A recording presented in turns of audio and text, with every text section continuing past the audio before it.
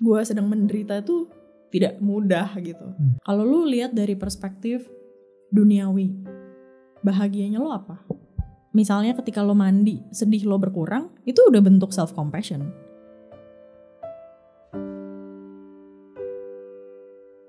Gue punya pertanyaan deh. Are you happy? Kalau jawabannya enggak, atau mungkin mikir dulu. Mungkin itu karena isunya ada di self compassion. That's why di episode ini kita akan bahas tentang self compassion dan happiness bersama dengan psikolog Larasati Margareta dari Bicarakan. Halo Ras. Hai. Gimana kabarnya? Baik, thank you. Yes, thank you ya untuk waktunya. Kita bisa ngobrol hari ini tentang self compassion. Ini topiknya menarik banget nih. Dan juga ada hubungannya sama happiness gitu kan. Karena happiness tuh menarik buat gue sih. Boleh tau gak apa sih yang membuat lu pertama kali tertarik buat bahas tentang ini? Oke. Kenapa tertarik ya bahas tentang self compassion? Karena kalau menurutku pribadi, self compassion itu sesuatu hal yang basic sebenarnya. Penting banget setiap orang tuh punya gitu ya. Tahu teorinya tentang compassion dan menerapkan self compassion itu sendiri gitu. Dan sayangnya itu belum banyak yang tahu gitu. Dan ini juga aku rasa masih jarang banget diomongin gitu ya, jarang banget dibicarakan sama orang-orang. Jadi mungkin ini adalah salah satu cara aku menyebarluaskan lah tentang self compassion ini. Yang gue sering dengar dari orang itu kan adalah mereka itu sering bilang gitu kan, life is about happiness, find your happiness gitu kan. So kebahagiaan itu suatu konsep yang sering banget tuh dibahas gitu kan. Tapi let's say yang self compassionnya sering lupa gitu orang. Kenapa ya menurut lo? Benar sering lupa. Benar sih, itu tepat banget tuh kalimat itu. Orang tuh sering lupa berbelas kasih sama diri sendiri gitu. Iya gak sih? Lo gimana? Kayak gue juga sadar kadang gue lupa juga, terlalu banyak nuntut gitu ya. Nuntut? Gimana sih lo harus kerja yang bener gini dong. Lo harus ini gini dong gitu. Gitu. Itu gue praktekin ke diri sendiri gitu. Oh lo harus gini Ras kalau kerja, lo jangan lupa ini. Masa lo gitu aja gak bisa? Nah gitu tuh. Tanpa menerapkan itu tadi, lo gak mengasihi diri lo nih. Mungkin lo udah kecapean, lo butuh istirahat gitu kan. Mungkin ya udah lo lagi capek banget kerjanya, jadi lo ada lupa sedikit, ada salah sedikit. Itu kan sebenarnya gak apa-apa gitu. Nah tapi orang lupa karena pertama mungkin gak paham juga konsep compassion tuh gimana gitu. Akhirnya lupa tadi sih gitu. Jadi mereka yang bikin lupa tuh biasanya karena terlalu fokus mengejar keharusan itu gitu. Sama goalnya kali ya. Ya benar. Manusiawi sebenarnya sih. Cuma iya, jujur gue jadi agak sedikit personal, tapi gue nggak gitu peduli mungkin ya sama kebahagiaan. Atau mungkin gue pengennya bahagia nanti di masa depan. Sekarang kerja dulu gitu. Mungkin begitu tuh. Mungkin yang nomor 2 tuh ya. That's why mungkin itu sih. Iya. Kalau lu gimana? Kayak, apakah kebahagiaan tuh penting banget buat lu sekarang atau nanti atau nanti entar aja lah gitu? Oke. Kalau sekarang mungkin gue udah sampai di tahap yang kalau bisa gue menjalani hari-hari gue tuh happy juga gitu. Jadi the present moment gitu ya. Betul. Jadi kayaknya kalau mungkin dulu waktu lebih muda, a bit younger gitu ya, itu mungkin ya udahlah gue kejar dulu aja nih gitu ya, apa gue mau kejar karir, kejar apa gitu ya, kuliah yang benar. Mungkin iya pernah lah gitu ya. Tapi sekarang kayaknya penting juga lah untuk lu bisa happy at the moment, lo enjoy life walaupun mungkin keadaannya lagi nggak happy gitu kan sebenarnya. Tapi gimana caranya lu bisa tetap happy di kondisi yang tidak happy itu gitu. Jadi self compassion dulu, baru setelah itu leading ke happinessnya. Even ke kondisi yang berat gitu. Betul. Let's say boleh tau gak gue kondisi apa yang buat lu berat, tapi ketika lu terapin self compassion, lu tetap bisa happy di masa tersebut. Oke. Contoh yang paling recent adalah ketika papi gue passed away. Tapi gue nggak ada. Baru mungkin 3 minggu lalu. 3 minggu ya. Masih baru banget ya. Masih hot ya. Dia udah lama sakit gitu leading towards his passing atau tiba-tiba? Both sih I guess. Jadi ya memang pertama karena usianya juga udah tua gitu ya. BTW ini my dad, papi ini adalah godfather gue gitu. Ayah baptis ya, not my biological dad gitu. Tapi kita akrab ya, maksudnya kita dekat lah, dia ngurusin gue dari gue bayi gitu-gitulah. Gitu. Nah, jadi ya pertama umur, kedua memang kemarin sempat sakit juga gitu, terus ditambah nggak tahu lah mungkin ada I don't know ada his own psychological problems mungkin, jadi maksudnya dia kayak tiba-tiba nggak mau makan kayak gitu. Kayak gitu sih. Menarik banget. Ya. Mungkin kita nggak perlu bahas yang his psychological problems tadi ya. Tapi obviously karena dekat mungkin itu ada impact lah ya. Apa yang lo rasain kalau udah tahu waktu itu terjadi? Waktu itu terjadi ya kaget sih reaksi pertama, karena gue dikabarin lewat telepon gitu, dikabarin sama my dad beneran gitu. He said ini papi meninggal gitu. Gue kayak langsung hah gitu, langsung kayak gitu. Maksudnya kenapa maksudnya kok tiba-tiba ada apa gitu. Itu juga my big questions, karena kok kayaknya kemarin sakitnya udah treated gitu, kita udah ke dokter segala macam gitu. Terus ya at the moment waktu itu gue belum ada emotional reaction, masih kaget doang gitu ya. Terus baru pas sampai di rumah duka gue lihat gitu ya, udah di dalam peti kan, udah dikasih, udah pakai baju lah, udah pakai jas segala. Itu baru tuh nangis segala macam gitu. Karena itu juga gue ada apa ya, maksudnya penyesalan kecil-kecil lah gitu, kayak kok gue kemarin kayaknya nemeninnya belum sering ya gitu. Kayaknya gue pernah sempet yang sibuk banget sampai nggak ngangkat teleponnya dia atau nggak balas WhatsApp gitu, kayak gitu ada sih. Jadi rasanya ya pasti mixed up lah. Gue sedih, nyesel, marah juga ada gitu kan. Pokoknya all the negative emotions coming out, kayak susah ya. Ternyata gitu sih. Dan wajar. I think semua orang yang grieving tuh begitu sih. Kemarin gue juga buat topik podcast tentang yang story-nya about grieving, itu pun juga come up tuh, yang tentang penyesalan sedikit-sedikit gitu. Tapi tadi waktu sebelum kita taping podcast ya, lo udah bilang something yang menarik tuh, kayak his time has ended gitu ya. Kayak ya udah lewat. I think there's something peaceful about that sih. Kayak, itu lo dapat sendiri atau gimana? Iya, jadi sebenarnya itu adalah hasil dari gue praktekin si self compassion itu ketika lagi grieving ini. Gitu. Gimana tuh prosesnya? Boleh di-share gak Ras? Boleh.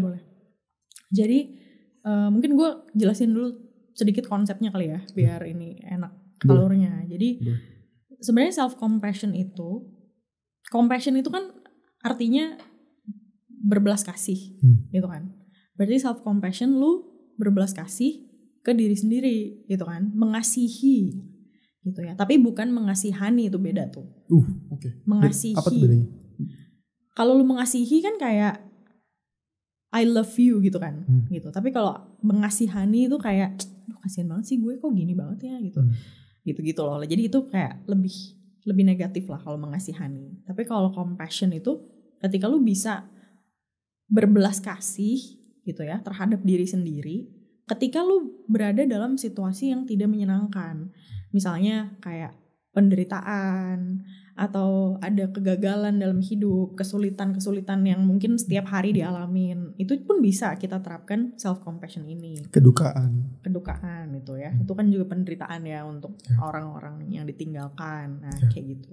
Jadi konsepnya self compassion tuh memang ketika kita bisa bersikap hangat dan pengertian tuh, tanpa kita menghakimi, menyalahkan atau mengkritik diri sendiri gitu. Karena biasanya ya namanya manusia tuh di otaknya kalau ada yang positif sama negatif tuh yang negatif pasti lebih kenceng kan gitu.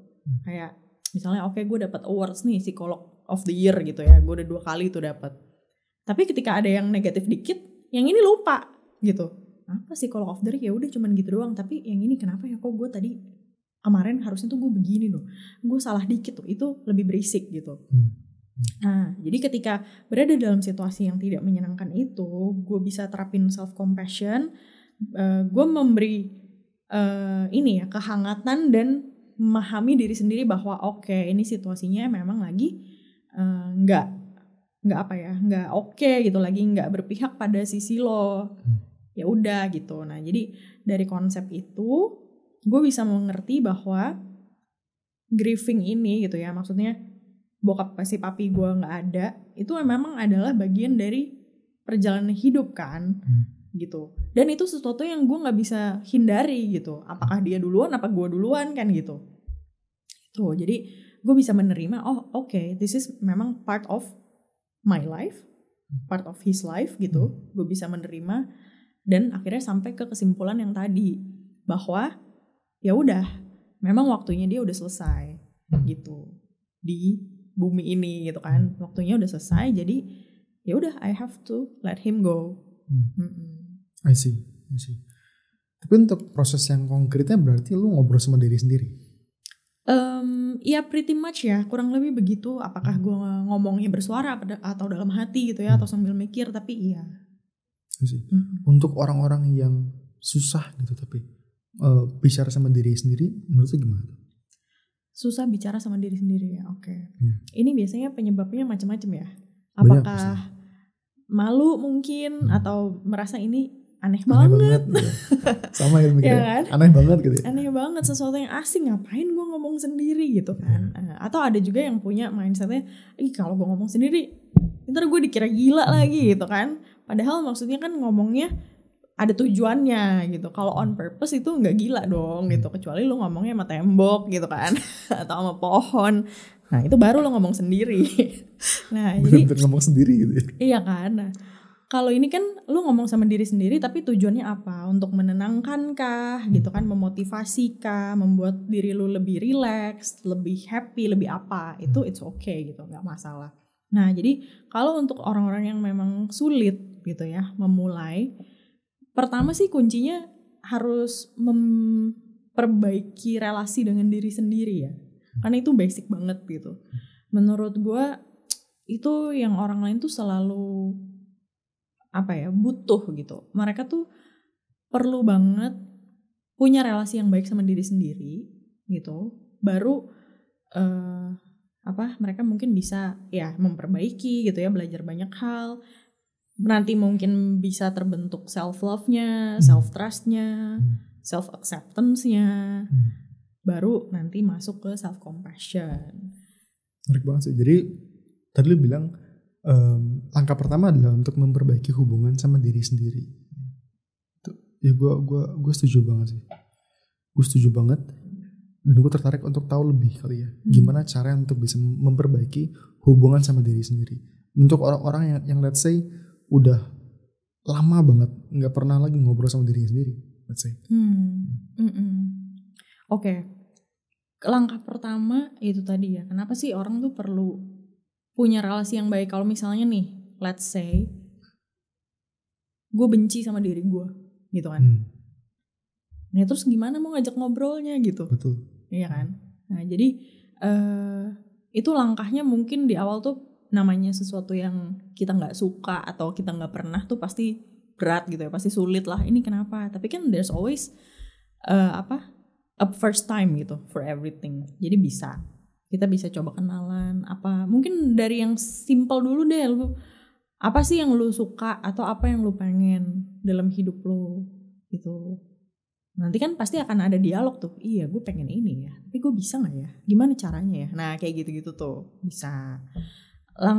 Kalau maksud gue kalau misalnya langsung ke self compassion mungkin juga akan mengagetkan lah. Karena itu ternyata even buat gue yang istilahnya gue paham mental health segala macam, menerapkan self compassion di saat gue sedang menderita itu tidak mudah gitu.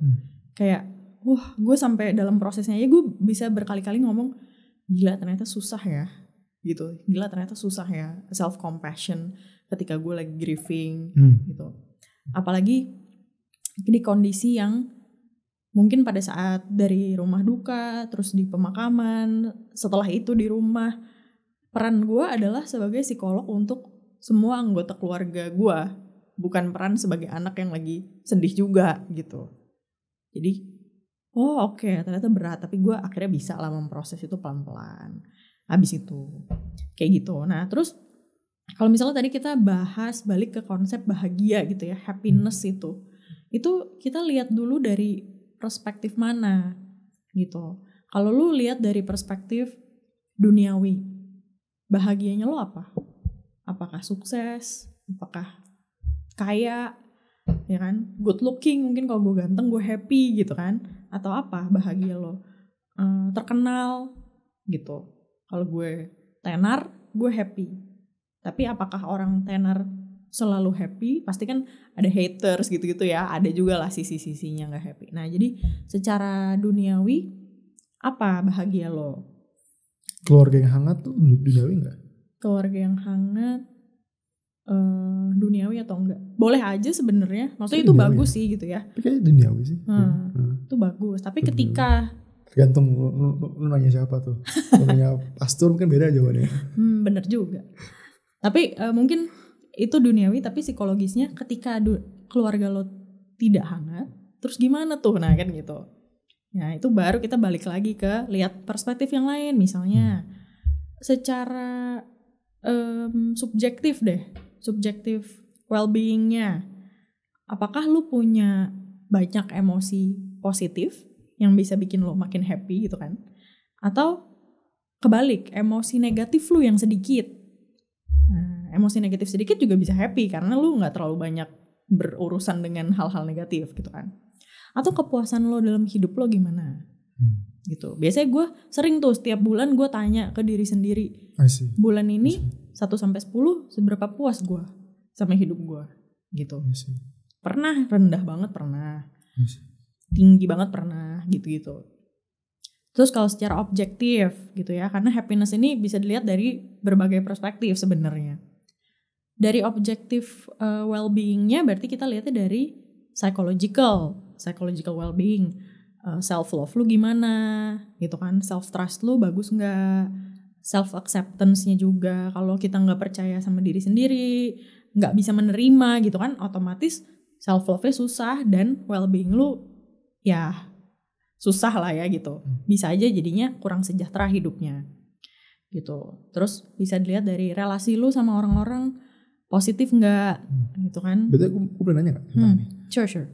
Objektif ini kenapa dibilang objektif ya? Apakah bisa diukur gitu atau gimana? Betul. Jadi kenapa kita kalau objektif pakainya psychological well-being? Nah itu tadi. Jadi kita bisa lihat tuh, bisa bedain kan misalnya. Oke, Laras punya positive relationship with everyone, misalnya. Terus Andre enggak. Misalnya aku cuman sama keluarga aja yang oke misalnya, atau sama teman-teman my best friend saja, tapi yang lain enggak. Nah itu kan akan beda tingkat kebahagiaannya gitu. Kalau orang-orang yang tidak punya positive relationships atau sedikit, kebayang gak sih kayak kemana-mana ribut gitu kan, sama siapa aja berantem, sebel, kan jadi gak happy hidupnya gitu, kayak suffering banget gitu. Itu terus ada juga dilihat dari misalnya personal growth-nya gimana. Lu itu secara objektif gitu kan. Personal growth kita sama orang pasti beda. Sejauh ini. Oh maksudnya objektif tuh karena di compare ya atau gimana? Kenapa objektif ya? Gue masih gak paham itu sih. Bukan masalah di compare-nya ya. Tapi mungkin lebih ke karena itu apa adanya gitu. Kalau yang tadi yang subjektif itu kan lebih ke emosi positif dan negatif itu kan menurut kita. Maksudnya gitu ya. Terus kalau kayak kepuasan, dari kita untuk kita, nah, betul, kayak psikologi gitulah ya. Terus jadi kalau objektif gitu, lebih ke ya apa adanya aja. Gitu. Jadi balik lagi. Karena kalau ribut sama orang mulu ya itu lo nggak bisa bilang gue nggak ribut gitu ya. Iya. Walaupun orang lain juga lihat kan, tapi kan kitanya juga bisa menilai. Gue berarti kalau gue ribut terus nggak enak dan personal growth gue mungkin terhambat kayak gitu. Nah terus sebenarnya masih ada beberapa lagi ya. Cuman yang penting itu tadi kalau secara spiritual kita ngomong, ada satu quotes dari Dalai Lama yang gue inget banget. If you want others to be happy, practice compassion. If you want to be happy, practice compassion. Jadi sama aja, lu yang happy, mau orang lain yang happy, lu tetap harus practice compassion. Gitu. Practice compassion, practice ya, menariknya. Gimana compassion bisa dipraktis? Menarik question ya. Gimana caranya practice compassion? Banyak sebenarnya ya. Ya pertama lu pasti harus melatih tuh. Pertama yang bisa relatable dan itu bisa dilakukan sama semua orang adalah 1, mengurangi perilaku sabotase diri. Sabotase dirinya apa? Pasti ya gue yakin semua orang pasti melakukan lah gitu. Kayak tadi contohnya ya, kalau lagi kerja biasanya. Aduh Res masa kayak gini aja salah sih gitu. Masa lu gini aja gak bisa? Aduh ini tuh gimana sih gitu. Kayak harusnya lu udah beres dong ini, kan lu udah pernah kerjain kemarin. Atau harusnya lu bisa lebih dampingin your juniors better dong, kayak gitu-gitu. Padahal ya mungkin emang guenya lagi gak bisa, mungkin gue lagi sakit atau apa, and it's okay gitu. Nah jadi atau banyak harus gitu ya, itu juga yang kedua tuh. Mengurangi kata-kata harus gitu. Ini manusia punya banyak banget. Aku harus kerja di perusahaan gede, aku harus kantornya di mana, Sudirman, di Kuningan gitu kan. Aku harus beli rumah umur berapa. Boleh sih kalau goal gitu boleh. Gitu kan. Tapi kalau misalnya itu benar-benar berlebihan dan kita fokusnya ke situ terus ketika nggak dapat itu langsung ngedrop, langsung down, nah itu berarti masuk ke yang tadi tuh, harus dan sabotase. Gitu. Kita kadang nggak sadar sih kita melakukan sabotase. Dari mulai apa deh? Itu tadi ya, misalnya kalau gagal sedikit, lo sih kurang belajar, atau lo sih tadi malam tidurnya nih kepagian, atau lo sih kebanyakan ini itu. Nah kayak gitu tuh sabotase. Duh ini pasti gara-gara gue ya, tadi meetingnya berantakan. Duh ini pasti gara-gara gue ya dia marah. Dia kenapa marah? Gue salah ngomong ya. Padahal belum tentu gitu kan. Nah itu yang perlu dikurang-kurangin tuh. Sabotase diri sama kata-kata harus. Terus there are some things you can try juga. Kayak misalnya lu bisa observe pikiran dan perasaan lu gimana. Jadi seimbang aja, balance, melihat gitu ya, mengenali emosi yang lu rasakan sekarang. Supaya tidak terlalu dipendam, tapi juga tidak diekspresikan berlebihan. Gitu. Karena kan kalau memendam banget gak bagus gitu ya. Tapi kalau terlalu reaktif juga gak bagus gitu. Mungkin itu langkah-langkah awalnya lah. Gitu. Mungkin untuk memudahkan gue bisa kasih contoh dalam kalimat gitu ya. Misalnya nih, misalnya gue bikin salah apa deh gitu di kerjaan. Ya udah gue bisa bilang, ya udah it's okay Ras gitu ya. It's okay. Ini gue emang tadi salah dikit. Ya udah, tapi it's okay, nggak apa-apa. Besok kita coba lagi, lebih baik ya, gitu. Contohnya gitu kali ya, yang lebih gampang dipahami. So, literally kayak begitu gitu ya, ngelakuin hal yang persis sama kayak yang tadi barusan lo lakuin gitu. Betul.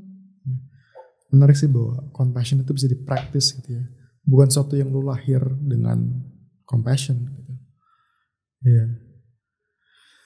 Oke. Gue lagi mikir nih. Tapi gue penasaran sih, kenapa ya beberapa orang itu susah untuk bahagia, susah untuk practice self compassion. Let's say kalau melompat ya, asumsi gitu, pria lebih susah untuk practice self compassion daripada wanita. Itu nggak ada datanya sih. Cuma mungkin benar. Nah gimana tuh Ras? Oke. Gimana caranya ya praktis? Bukan, lebih kayak kenapa itu cowok lebih susah? Kenapa ada manusia-manusia itu gitu? Oke. Masukin ini. Iya, curcol ya. Gak apa-apa ya sekalian. Gak apa-apa. Ada, betul sih ada. Jadi compassion itu benar yang lo bilang tadi. Kita nggak born with it gitu ya. Perlu latihan, sama kayak validasi emosi gitu. Kita perlu latihan karena itu masuknya skill gitu kan. Gitu. Karena kalau skill kan keterampilan. Semakin dilatih semakin jago gitu kan. Nah, ini juga sama. Kita perlu latihan. Kenapa orang sulit? Memang sulit gitu ya. Even for me gitu ya, awalnya sulit. Wah, ini ternyata susah nih. Tapi mungkin karena gue udah punya basicnya, ilmunya apa konsep segala macam gue paham, jadi mungkin dalam applying it get easier lah, itu lebih mudah lama-lama. Tapi kalau buat orang-orang yang mungkin belum paham atau pas mau coba pertama kali banget gitu ya susah, ya itu totally normal kok, wajar gitu. Bukan berarti dia ada something wrong, lu kenapa nih lu nggak bisa self compassion, itu nggak juga sih gitu kan. Itu juga kan tergantung sama pengalaman hidupnya gitu. Lu kebayang nggak kalau misalnya manusia tuh udah, ya bukan seumur hidup lah, tapi maksudnya udah bertahun-tahun dia mengalami penderitaan yang bertubi-tubi atau mungkin satu macam doang tapi lama banget gitu kan, itu pasti akan cukup terbebani lah gitu kan. Dia udah biasa dengan kondisi seperti itu, jadi ketika yuk coba compassionate towards yourself, apa nih gitu, kayak mungkin dia kaget, ada ya yang kayak gini gitu, ada yang namanya compassion ya, kok gue nggak bisa nih karena udah terlalu lama tuh punya tembok itu misalnya, kayak gitu bisa. Atau terlalu lama dealing with negative emotionsnya, jadi ketika dikasih emosi yang positif gitu kan, compassion itu kan sebenarnya positif kan, memahami gitu kan, understanding, itu aneh tuh buat dia. Enggak, gue terbiasa dengan emosi negatif. Jadi ketika gue dapet yang positif, dapet kebaikan, itu menolak gitu, kayak gue belum siap nih gitu. Bisa juga kayak gitu. Dan itu nggak harus ini sih. Maksudnya kalau yang tadi lu bilang, apakah misalnya biasanya cowok lebih susah gitu? Ya bisa aja, tapi cewek-cewek juga ada yang susah gitu. Ya gue agak relate sama yang mungkin terbiasa sama emosi negatif gitu ya. Pain itu kan sakit, tapi juga pain itu ya bisa mendorong ke arah yang lebih baik gitu. Itu gue alamin tuh di hidup gue personal gitu. Gue merasa semua pembelajaran yang terpenting dalam hidup gue itu gue pelajarin setelah gue jatuh dan bangkit lagi gitu. Nah mungkin itu tuh yang kayak ya udahlah, kita hantam aja gitu, kita cari rute yang paling efektif dan efisien gitu kan, jalan tikus dengan cara emosi negatif kita jadiin senjata gitu. Cuma buruknya ya, ini spoken from someone yang mengalami at some point bisa burn out gitu, at some point bisa kayak dude ya butuh istirahat gitu ya. Butuh istirahat, butuh kayak more positive emotions, more happiness, more awareness sama masa yang sekarang. I think gue suka apa yang lu suka, apa yang lu bilang, observing pikiran dan perasaan tuh menarik sih. True benar. Karena kita juga perlu itu ya, itu salah satu cara kita lebih mengenal diri sendiri kan. Kayak kok gue sekarang lagi mikir ini, kok gue merasa ini, kenapa nih gitu kan? Apa karena kok gue tiba-tiba tadi ngerasa gini ya? Setelah Andre ngomong gini, kenapa tuh gitu kan? Dicek gitu, kita observe aja, natural aja gitu. Jadi nanti lama-lama kita mungkin bisa dapat poinnya, kok gue gampang misalnya langsung tersinggung setiap ada orang yang ngomongin topik tertentu gitu, tapi kalau topik lain gue nggak apa-apa. Nah itu kan jadi some things ada yang perlu dibenerin tuh di situ. Ya, jadi observing our thoughts and emotions itu are really important. Dari gue personally, gue experience that ada topik tertentu yang gue sensitif gitu, terus gue langsung meledak gitu. Dan akhirnya terkuak tuh waktu gue konseling. So kalau yang belum konseling. Pesan sponsor. Jangan aneh-aneh lo konseling. Gitu. Bukan sponsor doang sih. I really believe in that sih. Karena gue ngalamin first hand. Ya, no joke. Ya. Benar. Sucks man. Kalau nggak digarap itu sucks.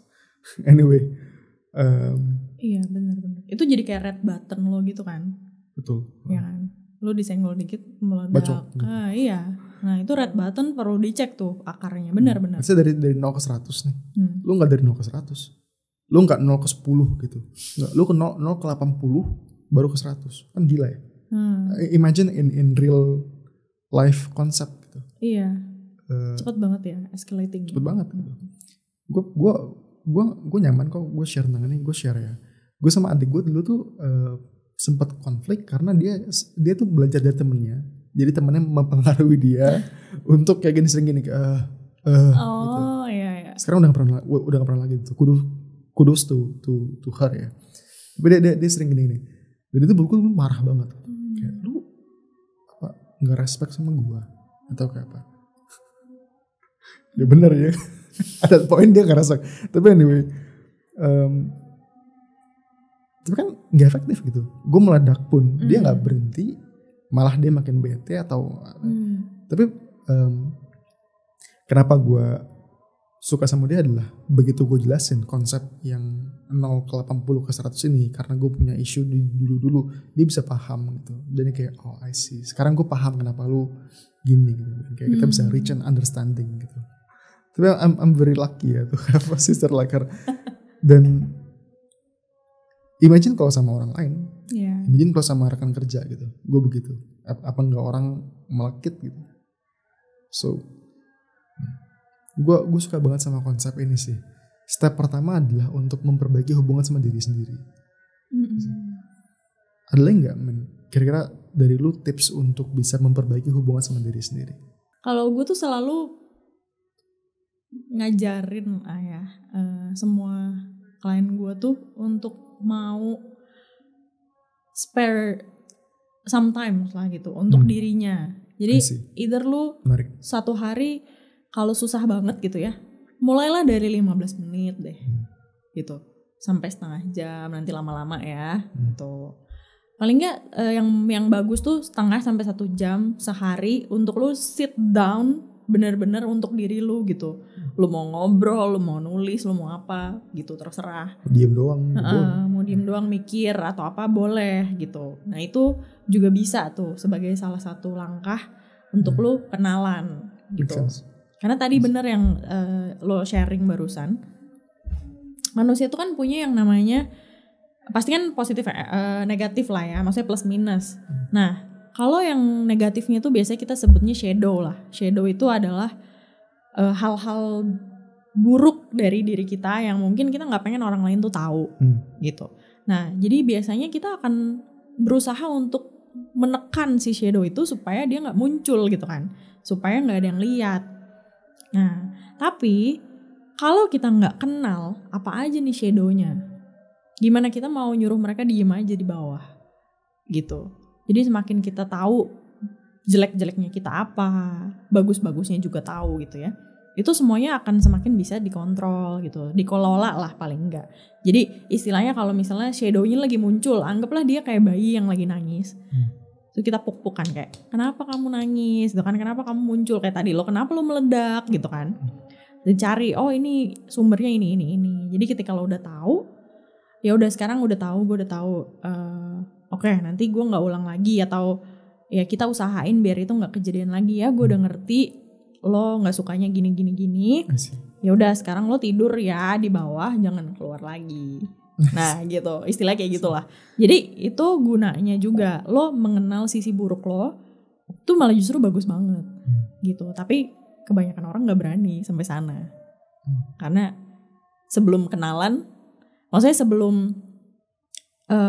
sebelum lo bisa tahu apa aja jelek-jeleknya lo dan lo harus ngapain, lo kan harus mengakui dulu kalau lo emang begitu gitu kan. Gitu. Biasanya kan orang nggak mau ngaku, lo galak banget sih, enggak, gue nggak galak ya gitu. Itulah jadi kenapa itu penting banget. Menarik sih. Step pertama I think gue setuju, kasih space. Kalau nggak pernah lo kasih perhatian, gimana dia mau jalin hubungan sama lo gitu kan. Kasih panggung, kasih apa ya? Kasih ruang sih. Benar, kasih space ya. Ada, lo bahas tentang shadow, ada satu konsep yang super menarik sebenarnya, integration of shadow. Jadi bukan cuma di tekan atau disuruh tidur, tapi diintegrasi gitu ke hidup sehari-hari. Cuma tuh panjang tuh kayak tuh. Ya itu maksudnya ini kan lebih ke apa? Karena kan dia nempel kan gitu. Namanya shadow kan nggak bisa lepas. Jadi ya gimana lu live with it gitu kan? Ya. Agresif bagus dalam konteks tertentu. Ya. Cuma kalau lu di meja makan lo agresi ya jangan. Nggak pas gitu ya. Nggak pas. Not the right time. Bener. Oke, dari gue sih kayak gitu ya. Ada satu poin terakhir nih, penerapan dari self compassion. Mungkin tadi tuh that's very good tuh di kerjaan yang ada puk-puk gitu. Ada lagi nggak? Satu gitu. Let's say dalam hubungan, mau itu sama keluarga atau sama pasangan. Ada contoh nggak Loris? Contoh self compassion ya? Konteksnya kenapa dulu sih? Maksudnya, I mean ada kejadian apa dulu nih gitu? Menurut tuh yang sering. Misalnya kalau dalam keluarga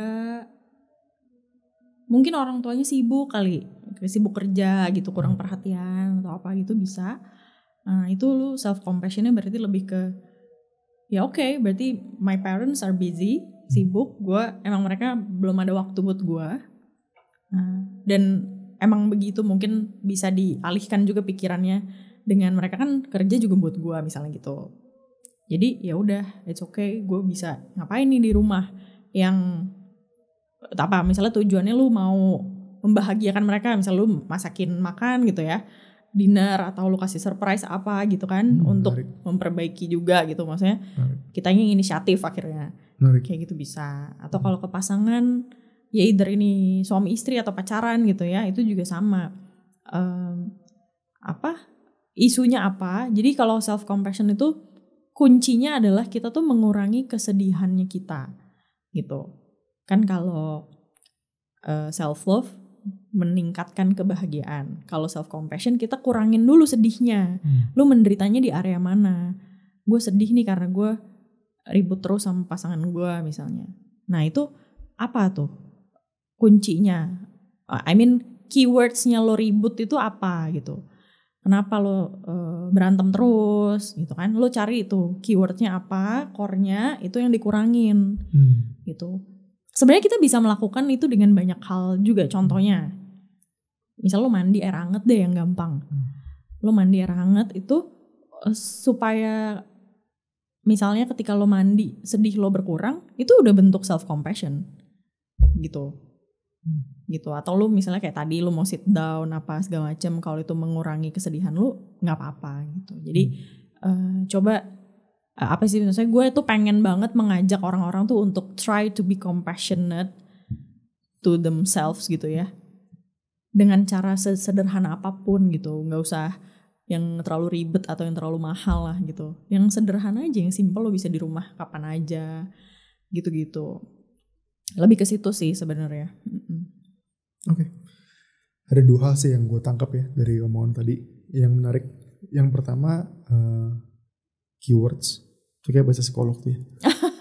Lo nyari keywords kata apa kunci nih? Ya. Apa kata yang sering diulang-ulang sama dia gitu ya. Bisa juga sih. Ya. Oh respect, oke respect. Dia mau respect atau gitu ya. Iya. Anyway, keywords itu bercanda ya sih. Terus nomor 2 adalah compassion. Compassion ini menarik karena instingnya waktu orang tuanya sibuk, let's say, itu bukan instingnya itu depresif atau dia kesel gitu ya, menumpuk resentment, tapi instingnya adalah untuk give a gift of love and compassion, kayak masak let's say untuk orang tua. Itu menarik banget sih. Yeah. I think juga bakal lebih efektif gitu orang tuanya. Jadi bukan kayak, Ma aku mau bicara deh, kok mama ini banget sih ini. Kan kayak gimana ya? Confronting, terus mungkin bisa berakhir di ya semakin jauh. Iya benar. Karena vibesnya ini ya, kalau ada orang, I think we need to talk ya. Human beings being human lah guys. Yeah. Well ada waktunya I guess untuk begitu, but maybe enggak all the time lah. Benar. Oke, I think dari gue sih itu ya rasanya. Cukup banyak yang dibahas hari ini. Self compassion, Are you happy? Ya, gue personally belajar dan mungkin gue pengen untuk bisa practice more giving space untuk diri gue sendiri sih. Di tengah-tengah dunia yang penuh sama social media dan distraksi ini tuh, I think itu penting ya. Nice. Lo gimana? Setuju sih gue. Kalau gue lebih ke di tengah-tengah pekerjaan yang sangat intens ini, gue pasti ada me time sih. Kayak misalnya sesimpel gue Senin sampai Minggu tuh ada satu hari yang gue libur. Misalnya gue nggak praktek di mana-mana, atau kalaupun ada paling cuma 1-2 orang aja gitu kan. Terus gue me time ngapain ke mall atau apa gitu. Kalaupun gue mau ngobrol nulis apa, ya udah sambil di mall aja gitu. Lo ke mall? Oh, gila. Gue gak bisa ke mall. Gak bisa. Ke mall relax dulu gak bisa gue. Iya, jalan-jalan. Di rumah bisa sih. Kadang gue di rumah cuman tetap ada distractions, misalnya apakah gue jadinya tidur gitu kan, atau mungkin bukan ya? Bisa, tapi kan jadinya nggak ngobrol gitu. Tidur tuh sebenarnya buat gue sangat efektif kalau lagi capek gitu ya. Untuk self charging itu tidur tuh nomor 1 memang gitu. Terus kadang ada distraction karena gue kalau ada yang mau konseling, aduh tapi gue libur gitu kan, aduh tapi ini kasihan urgent, ya udah akhirnya gue kerja lagi. Kalau di mall kan enggak. Gitu. Dan ruang itu sih, ruang itu juga ya. Mungkin di mall tuh buat tuh malah kayak ruang buat bengong, kurun-kut ya, apa enggak? Bisa sih. Even kayak sesimpel gue observing orang-orang yang beli kopi kayak gitu kan, itu juga menyenangkan. Tetap sambil kerja sih otaknya. Kayak gue udah tahu, oh yang paling sering tuh kalau misalnya ada couple yang lagi ribut, terus gue kayak semacam udah tahu nih pasti abis ini ceweknya pergi nih, abis ini cowoknya begini nih, kayak gitu. Jadi gue somehow alam bawah sadarnya unconsciously tetap sambil kerja gitu kan, tapi cuman observing aja. Misalnya gue jarang gitu. Begituan. Dan itu seru sih. Mungkin gue seru ya. Kalau ketemu mungkin gue suka ke mall sih. Cuma kalau gue jalan dikit ada ribut, wah gue lari kayak suka ke mall gitu. Boleh dicoba. Boleh. Oke. Kita closing I think. Let's say untuk orang di luar sana yang struggling nih atau masih belajar tentang self compassion, merasa bahwa dirinya kurang bahagia gitu. What would you say to them? Okay, what would I say for people who still cannot be compassionate?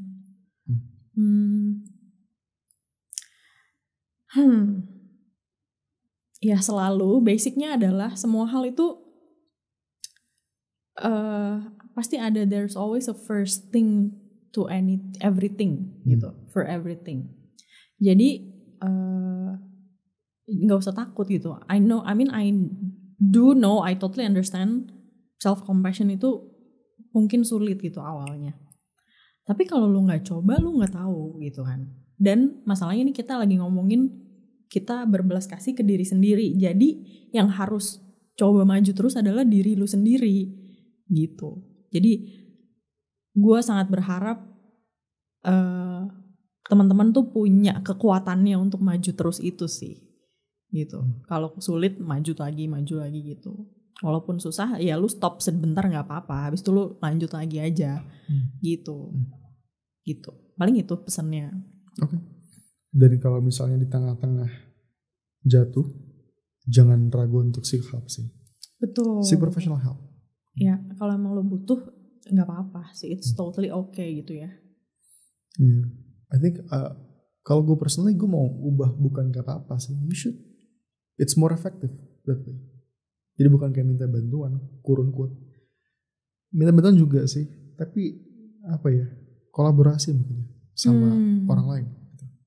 Benar. Sama psikolog. Ya. Oke. Ada lagi yang mau ditambahin? Mungkin itu sih. Tapi kalau related with your last words itu, kolaborasi tuh bagus sih. Itu penting gitu ya. Jadi kita kan membantu supaya apa ya, maksudnya bentuknya kan pendampingan kayak gitu ya, sharing, ngobrol, itu mungkin juga bisa berguna. Tapi mungkin untuk orang-orang yang masih butuh waktu gitu ya, kayak gue belum berani ini atau apa gitu ya it's okay juga ya, take your time aja. Tapi perlu diketahui aja ketika lo butuh ya kita ada gitu. Jadi please come to us. Gitu. Oke, kalau gitu I think that's it dari gue ya. Thank you banget buat waktunya once again. Sama-sama Andre. Kita plugin sedikit ya. Nama gue Andre dari Bicarakan, here with psikolog Laras dari Bicarakan juga. Kalau kamu punya masalah di self compassion ataupun itu masalah lainnya gitu ya, even kekerjaan, keluarga, relationship, whatever it is lah gitu, yang kira-kira bisa benefit dengan ngobrol sama seorang profesional, please feel free to reach out gitu ya. Caranya pun super simple, kunjungi kami di website www.bicarakan.id. Thank you banget buat perhatiannya dan sampai jumpa di podcast Angkat Bicara episode selanjutnya.